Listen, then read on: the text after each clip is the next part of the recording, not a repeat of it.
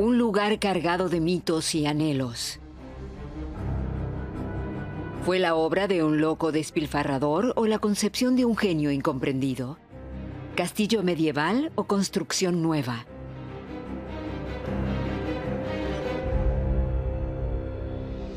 Un castillo inseparable del trágico destino del rey Luis II de Baviera.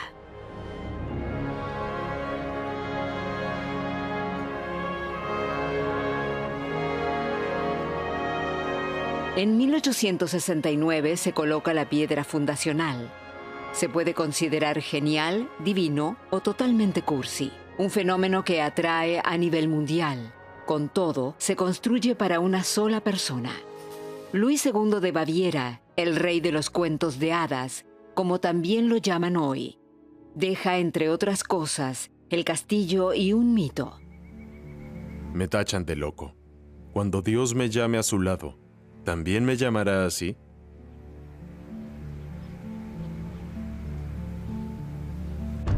El creador no logra vivir en su palacio terminado.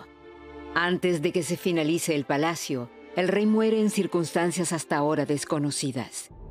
Y así su obra se convierte en leyenda. Su creación lo eclipsa todo.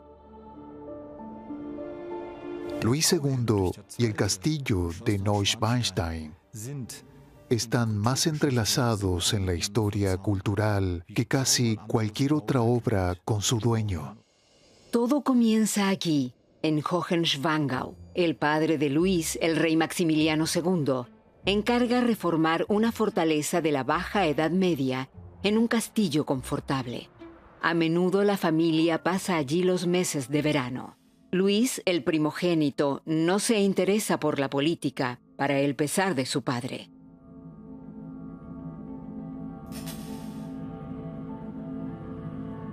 Prefiere explorar con Otón, su hermano menor, la zona de los lagos Alpsee y Schwan, y alrededor de Hohenschwangau.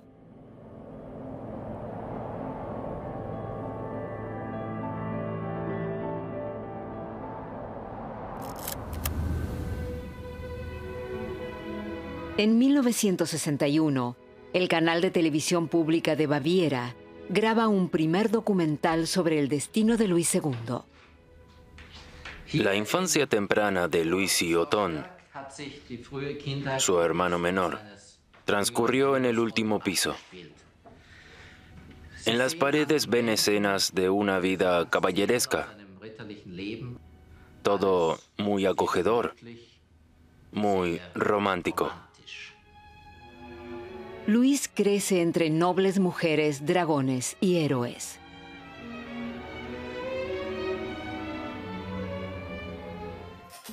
La relación con su padre está marcada por la distancia.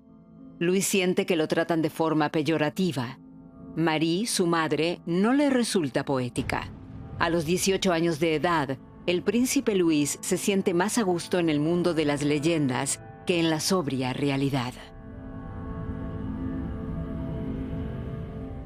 El padre de Luis II, Maximiliano II, murió inesperadamente en marzo de 1864, y Luis quedó aterrado y conmocionado por tener que convertirse automáticamente en su sucesor, y sabemos que dejó llorando la habitación donde murió su padre, y se asustó mucho más cuando un sirviente lo llamó Majestad inmediatamente después de la muerte de su padre.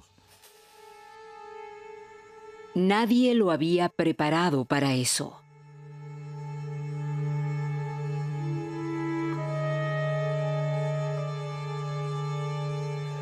Tres días después de los funerales, apunta el repentino ascenso en su diario. En una página entera, Rey.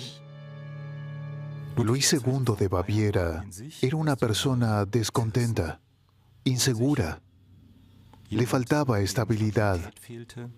Era totalmente inadecuado para su trabajo como rey, como representante del Estado bávaro. Al menos tratan de enseñarle cómo manejar el dinero. En el archivo doméstico secreto de la casa de Wittelsbach están las cuentas del dinero para los gastos personales del príncipe Luis. En julio de 1862 gasta 19 florines y 48 coronas en teatro, limosnas, chocolate y regalos. Hasta ese momento el príncipe debía calcular meticulosamente cada gasto con su padre. Por supuesto que debía servir para que el príncipe heredero aprendiera a ser ahorrativo. Y se ve que cuando quería ir al teatro, debía pagarlo de su bolsillo. A Luis lo irritaba tanto la educación exagerada de su padre en temas de economía, que después de subir al trono decretó: «Quiero que termine toda la tacañería innecesaria». Por desgracia, no comprendió que los medios de un rey son limitados. Su Majestad no deja que lo eduquen.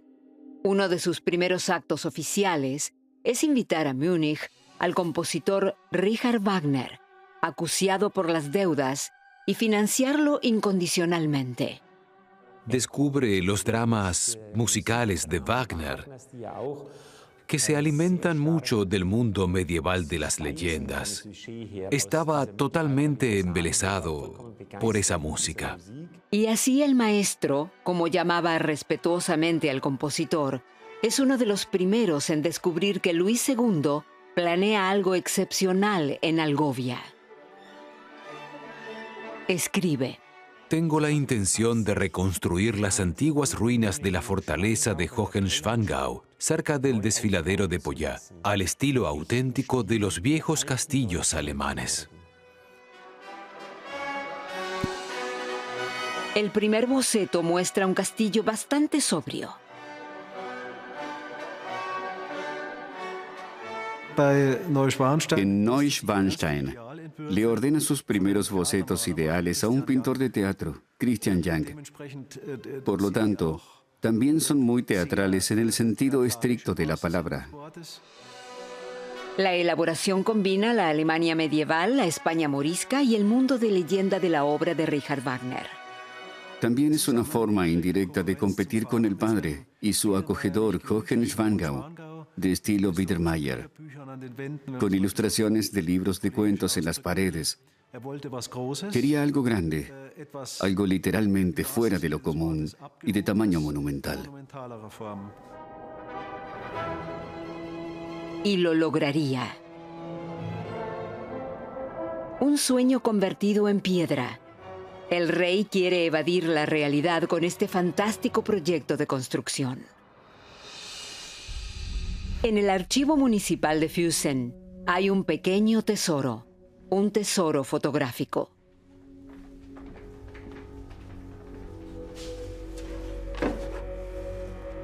Estas fotos pasaron 150 años en un cajón. Estas tomas del comienzo de la construcción eran desconocidas hasta ahora. Ahora se pueden ver por primera vez. Llegaron al archivo de un legado. El fotógrafo es Ludwig Schrader, nacido en Füssen en 1830. Será el primer documentalista del castillo de Neuschwanstein. Esta foto muestra los restos del muro de una fortaleza medieval en lo alto de la montaña. En esta foto ya se ve el puente de Marienbrücke, construido en 1866. En 1869 se comenzó el castillo, así que esta foto se habrá tomado precisamente en ese lapso. Es la foto más antigua que poseemos del fotógrafo Ludwig Schrader. Mi bisabuelo participó en la construcción del castillo de Neuschwanstein y mi abuelo, a su vez, le llevaba una merienda al castillo a su padre, supongo que porque creía que podría ver al rey. La gente sentía curiosidad por el rey. No era tímido, pero tampoco se exponía. Y cuando uno estaba arriba, en la obra, podía suponer que en algún momento aparecería. En Múnich, la capital, el entusiasmo del monarca por la construcción se topa con escepticismo. Todo lo contrario en Algovia. Resulta que la construcción de Neuschwanstein no recibió ninguna crítica. Por la altitud, esta región es bastante estéril, es decir, que la gente de aquí nunca vivió en la abundancia. Y esta obra inmensa le dio a comer a aproximadamente 1/3 de la población de Füssen. Incluso es posible cruzarse con el monarca en persona. Hay muchas historias, como la de cuando se encuentra con un pastorcito que le pregunta la hora. No sabe quién es el extraño. Y el rey le pregunta, ¿por qué necesitas saber qué hora es? Y el niño dice muy sabiondo, ¿sabes? Tengo que llevar a mis vacas a ordeñar y no sé cuándo. Y él le dice al niño la hora y le pregunta por la granja del campesino. Y 2 días después viene un jinete del rey y le da al pastorcito un reloj con leontina, para que pueda mirar por sí mismo a qué hora debe llevar las vacas al establo. Hay toda una serie de historias a este nivel tan humano que muestran una imagen totalmente diferente de la que tenían de él en Múnich. Allí lo consideran un solitario y despilfarrador. En la Algovia rural, los súbditos veneran a su monarca humano.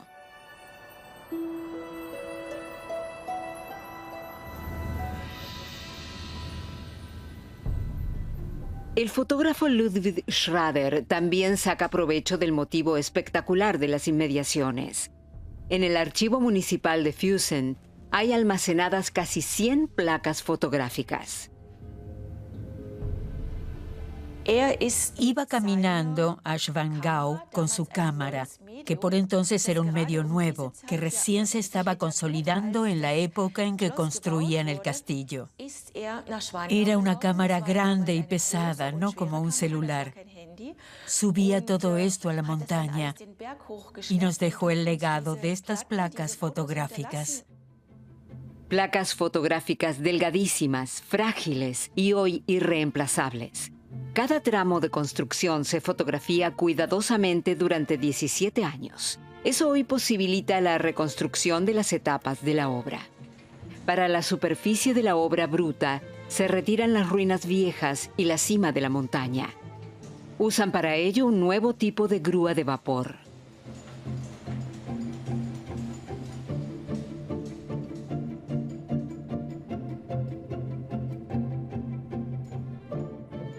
Luis II no solo era un soñador, sino un visionario. Tenía la voluntad, la idea y, por supuesto, el poder y los medios para lograr ese sueño. El plan de construcción para el megaproyecto. El proyecto debe avanzar lo más rápidamente posible. Luis es impaciente y meticuloso. Si algo no sale como quiere, reacciona con mucho disgusto. Las personas involucradas caen en la mayor desgracia.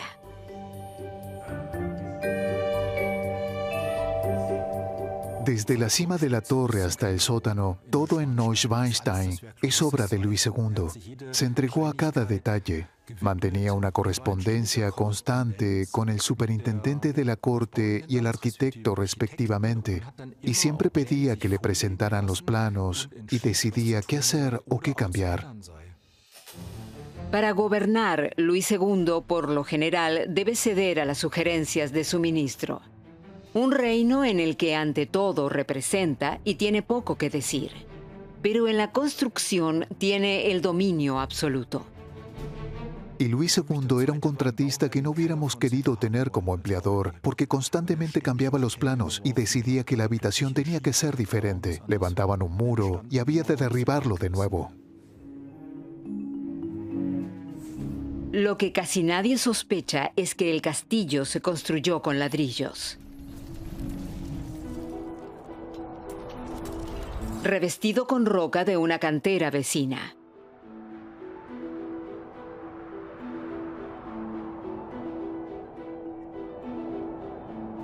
Las rocas y los muros son del mismo material. Se trata de una construcción muy diferenciada. que también recibe material de la región y por eso se integra en el entorno de forma totalmente orgánica. La construcción, pero también cada refacción de las últimas décadas, son un desafío técnico, logístico y físico.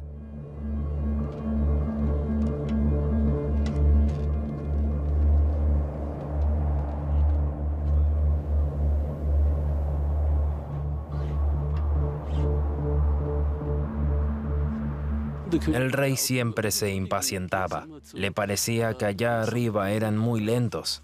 También es comprensible, el que construye lo sabe. Uno siempre quiere ver algo. Va demasiado lento. Fue un desafío para todos los involucrados.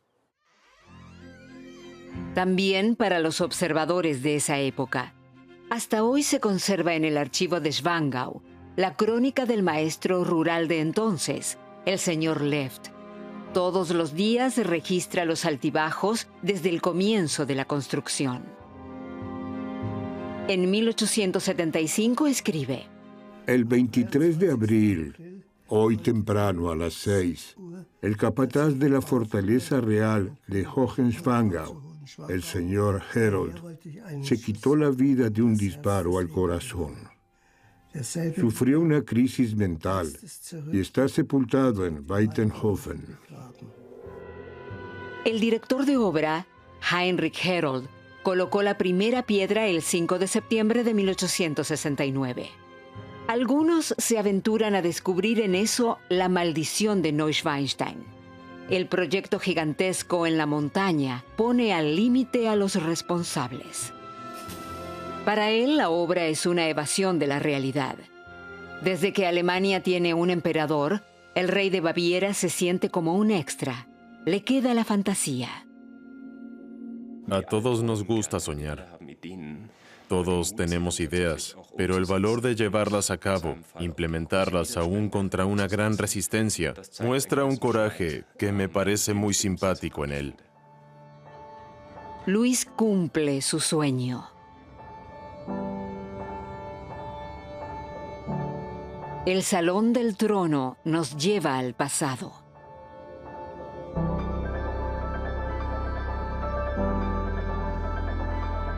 A lo de caballeros nobles, batallas heroicas. Reyes santos. Y todo bajo el ojo vigilante de la guía divina. El rey gobierna por gracia de Dios.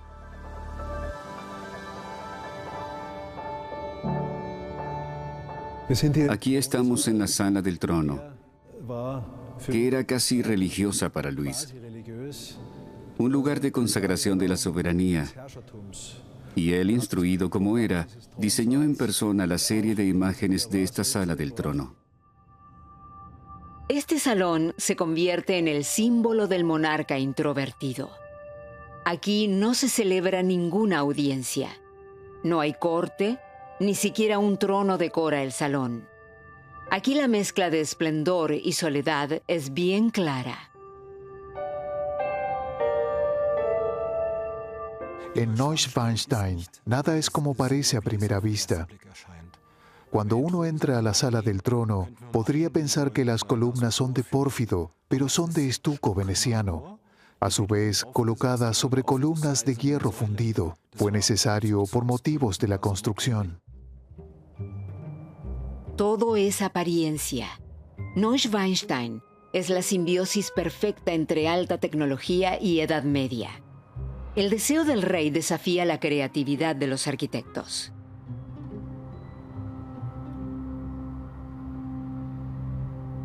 La Sala del Trono es una construcción moderna, una obra maestra de la estática.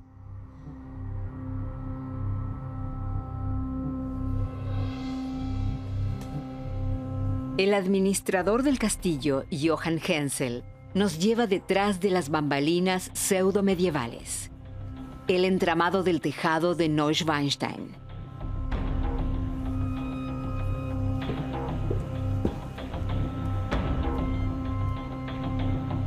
Para el público, es totalmente inaccesible. nos encontramos encima de la sala del trono. Esta es la cúpula, una construcción autoportante.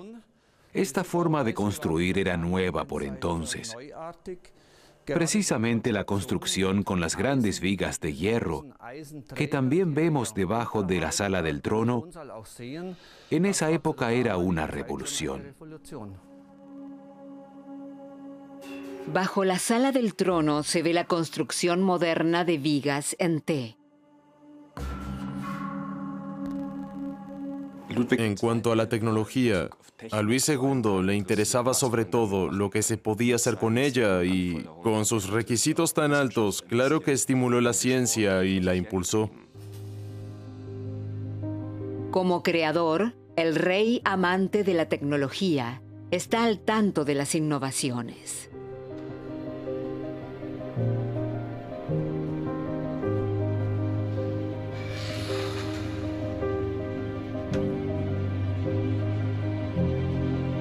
En todas partes del castillo hay detalles técnicos de la era industrial. Estamos en una de las calderas que se usaba para el entonces modernísimo sistema de calefacción por aire caliente. Totalmente inusual en edificios privados o en un castillo como este. En este caso, se debe al deseo de confort del contratista. Luis II quería una edad media confortable. Necesitaba mucho calor desde pequeño y la calefacción por aire caliente era ideal. La caldera para el baño de los caballeros, que está sin terminar, está instalada, pero nunca se pone en funcionamiento.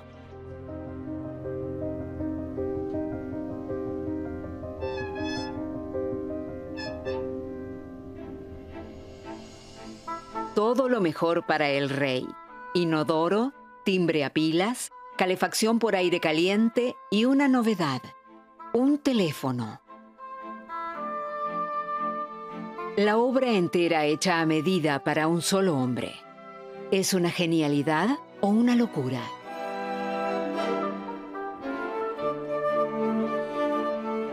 Para nosotros, un loco es el que no sabe lo que hace. Y Luis II supo lo que hacía hasta el final. Que viviera en parte en un mundo propio donde nadie más podía ni debía entrar es otra cuestión.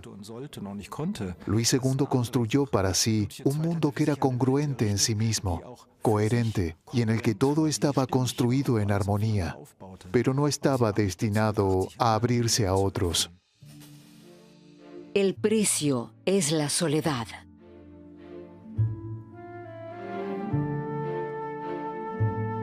Su dormitorio nos lleva a Tristán e Isolda y su trágico amor. Su lavabo evoca una pila bautismal. El vaso para el cepillo de dientes se parece a un cáliz.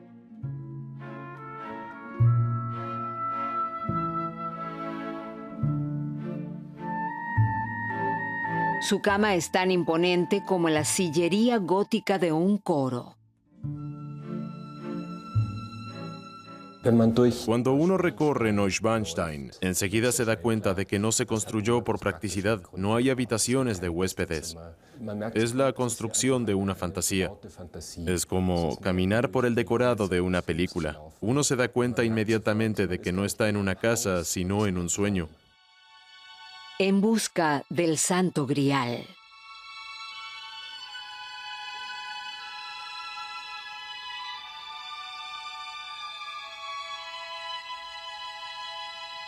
Junto al Caballero del Cisne.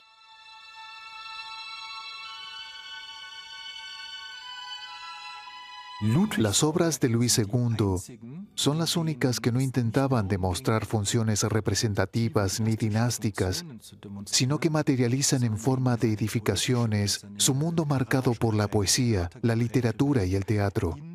No existe de esta forma en ninguna otra parte.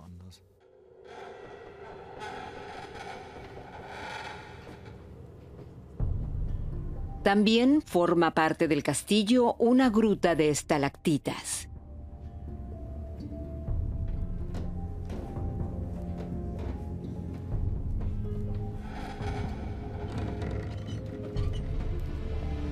Una puerta secreta conduce a una escalera que ningún visitante ve.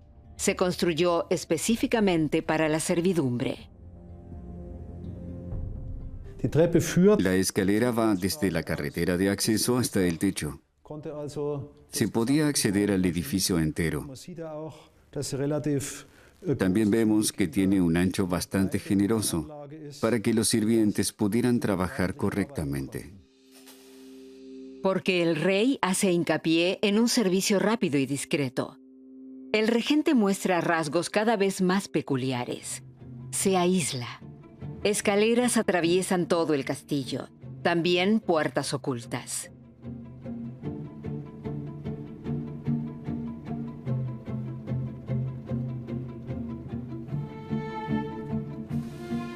La sala de los cantores.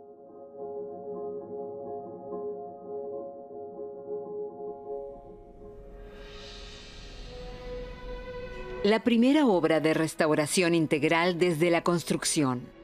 Expertos en ebanistería, cantería y pintura trabajan desde hace años en todo el castillo.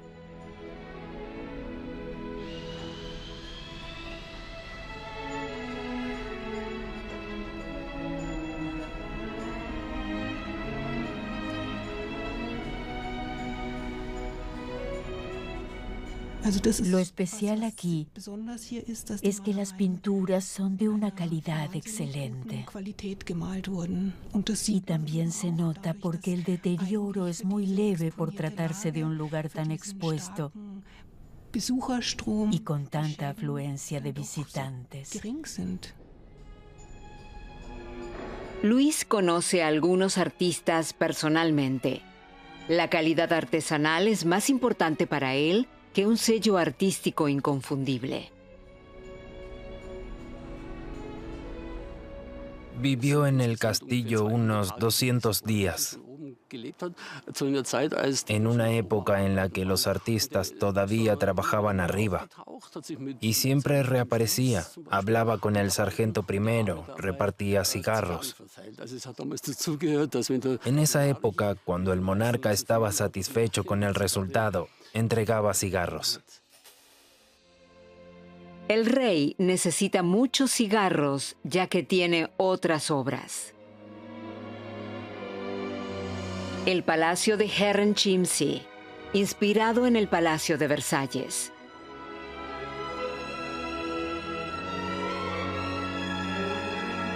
El Palacio de Linderhof, en las montañas cerca de Ettal, construido al estilo de un palacio de recreo francés. El castillo de Neuschwanstein es su homenaje a la Edad Media alemana y el mundo germánico de las leyendas. Sueños caros del rey de las obras de construcción. Un rumor que probablemente nunca desaparecerá es que Luis II arruinó las reservas del Estado por construir Neuschwanstein. Eso es completamente falso. Luis recibía por ley una cantidad anual con la que debía pagar a la corte. Tenía que mantener otros castillos, Wurzburgo, el Palacio de Nymphenburg y muchos otros. Pagar a los empleados, había que pagar el teatro de la corte. Y al final, lo que sobraba lo invertía en sus obras. Las deudas de Luis son personales. Desde 1871 recibe 300.000 marcos anuales de Bismarck, el primer ministro de Prusia, del llamado Fondo de Reptiles, en agradecimiento por haber ofrecido a Guillermo de Prusia el título imperial. Pero lo que no es cierto es que haya sido un soborno. Preferiría decir que obtuvo un beneficio personal. Si renuncia a la soberanía por voluntad propia, si debe aceptar esa gran restricción personal, entonces que sea a cambio de una ayuda económica. Pero aún con esta donación del norte, al rey no le alcanza el dinero ni remotamente. Sus ministros le piden reducir las obras de construcción. Y Luis dijo, o también escribió claramente, no es posible. La construcción es mi principal fuente de alegría. Así lo formuló. El contratista sigue haciendo encargos periódicamente. Arañas de niquelado exquisito, muebles y esculturas. Las facturas prueban su obsesión por el detalle. Las deudas se acumulan. Neuschwanstein cuesta unos 6 millones de marcos. Hoy sería el equivalente a 42 millones de euros. Y como también había contraído deudas con bancos extranjeros, por desgracia, un grave error, esos bancos extranjeros, como no le debían lealtad por ser extranjero, pudieron presentar formalmente sus reclamaciones. Es decir, que hubo amenazas de embargo. Muy a pesar del rey, las obras de construcción deben interrumpirse una y otra vez. En el centro del patio del castillo, los cimientos que se vislumbran muestran la visión original de la obra de Luis. El plan era construir la torre del homenaje, la torre más alta de Neuschwanstein, justo donde estamos parados según los ejemplos medievales. La capilla del castillo estaba en la planta baja y sobre ella la torre del homenaje, de 45 metros de altura. En total, 90 metros de altura, el último bastión del rey. Se inspiró en un decorado de la ópera Lohengrin de Richard Wagner, una torre fortificada que se alza por encima de todo. En la Edad Media era ideal para descubrir a los enemigos que se acercaban. Tras la invención del teléfono, ya no es tan acorde con los tiempos. No se puede decir de otra manera. El castillo de Neuschwanstein es una obra incompleta. El castillo no es como Luis II lo planificó. Sobre todo porque falta la torre del homenaje en el centro. Eso habría cambiado totalmente la imagen del castillo. La visión de Luis queda en un sueño inconcluso.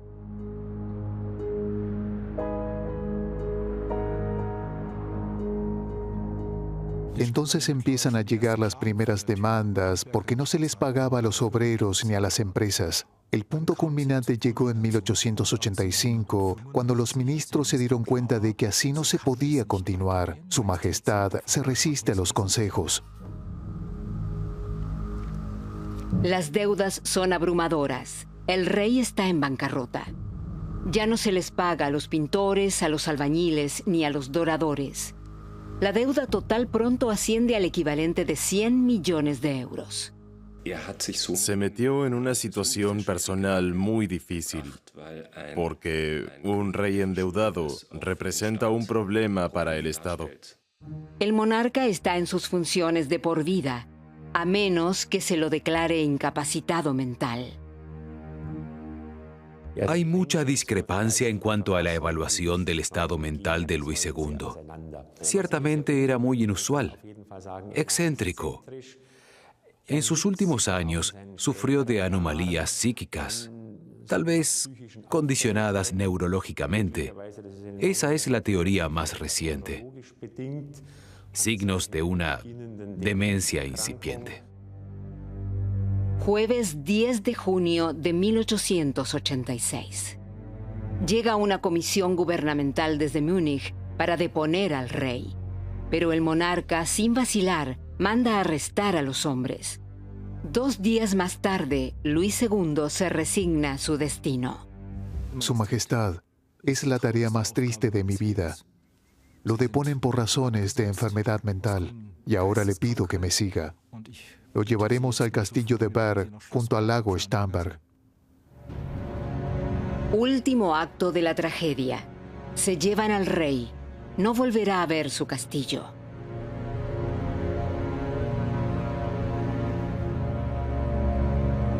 Su incapacitación se ubicaba en una zona jurídica gris. Todos los involucrados lo sabían. La Constitución no preveía que el soberano pudiera ser declarado incapaz de gobernar y depuesto, pero lo hicieron igual.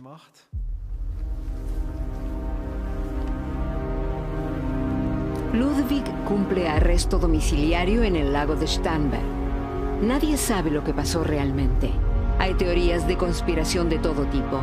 Parece plausible que Ludwig se metió en el agua El médico Bernhard von Guden quiere ayudarlo y ambos se ahogan en una riña entre el rescate y la desesperación. El rey Luis II muere con apenas 40 años de edad. Un escándalo.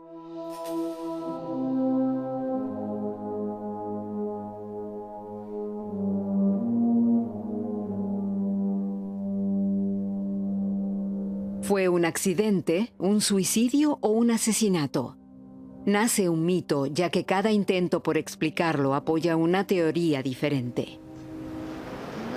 A menudo nadaba en el lago Alpsee, que tiene 4 kilómetros de largo. El rey nadaba muy, muy bien. Es raro que se ahogara. Raro. ¿El rey se ahogó sin más? En Algovia casi nadie puede ni quiere creer en la muerte natural del monarca. Lo sé por mi abuelo. Tenía 14 años de edad cuando murió Luis II. Y, por cierto, jamás creyó que hubieran asesinado al rey. Según una antigua historia familiar, en el ataúd hay un muñeco de cera. Una opinión popular que por entonces rondaba en Baviera. Todos creían que se retiró a un refugio de montaña en algún lugar. Luis II tenía solo 40 años de edad cuando murió. Es decir, que era inimaginable que una persona tan joven muriera o tuviera que morir. Que Luis II se metiera en el lago fue para escapar de una situación que le resultaba insoportable. A saber, que lo tenían prisionero en el castillo de Berg, que él, el monarca, tenía una conciencia majestática enorme.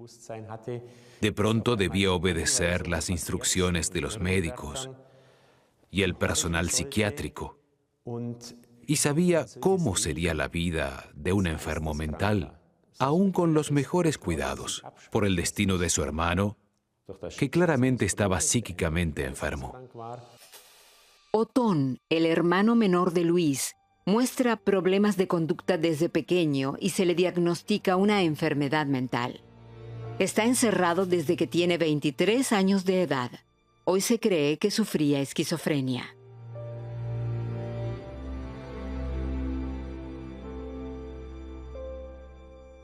Una vida como esa, seguro que era insoportable para Luis II y quería evitarla. No podría decir si optó deliberadamente por el suicidio o si quería escapar.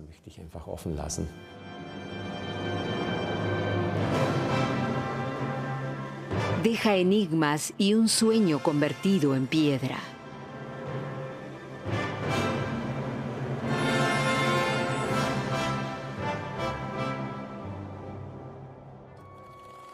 En las décadas siguientes surge un turismo floreciente. Las primeras fotos a color en los años 1930. Un castillo en el foco de las cámaras de los turistas.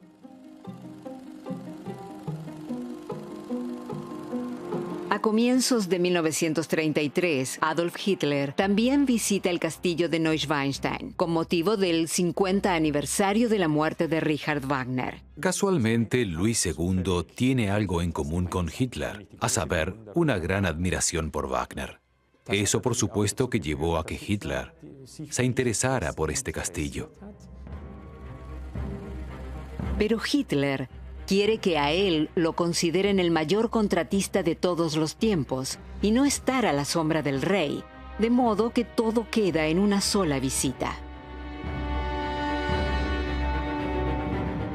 Para los nazis, Neuschwanstein representaba un problema por su propietario, porque era un rey loco, como lo consideraban a Luis II en los años 30 y 40, y con una reputación no muy buena por su homoerotismo, entre otras cosas. No era necesariamente una figura emblemática para los nazis. Pero lo que reconocen poco antes de que termine la Segunda Guerra Mundial es que Neuschwanstein está alejado y a salvo de los bombardeos. Allí no vive nadie y el castillo tiene mucho espacio.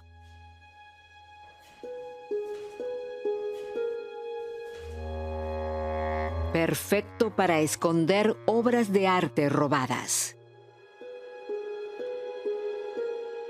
Todo el sur de Alemania era conocido por los lugares donde se guardaba arte expoliado por los nazis, sobre todo de Francia, de París. Y Neuschwanstein era el almacén más grande de todos. Se sabe que el denominado tesoro de los Rothschild se guardó en Neuschwanstein. Abril de 1945. Tropas estadounidenses llegan al castillo de Neuschwanstein. Los llamados Monuments Men ponen a salvo el arte expoliado de la Francia ocupada. Cajas y cajas de esculturas, joyas y pinturas. Estas son solo algunas de las 23.000 obras de arte que encontraron aquí las tropas estadounidenses.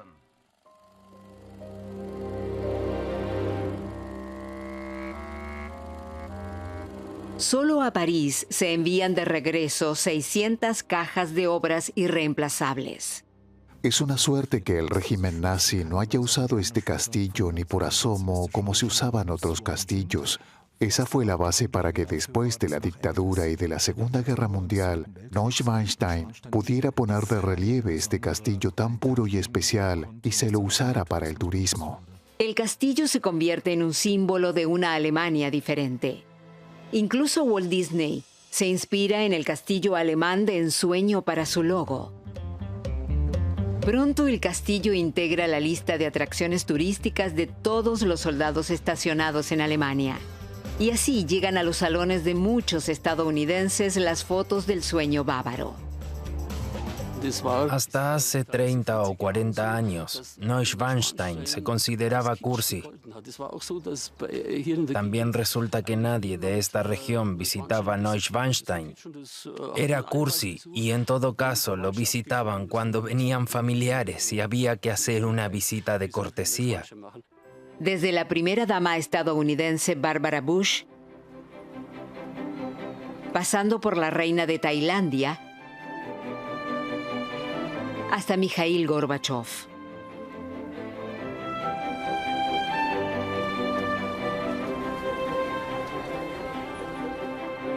Un 1,5 millones de visitantes al año vienen de todo el mundo para dejarse cautivar por este lugar. El que se aviene al soñador es recompensado con impresiones de otro mundo.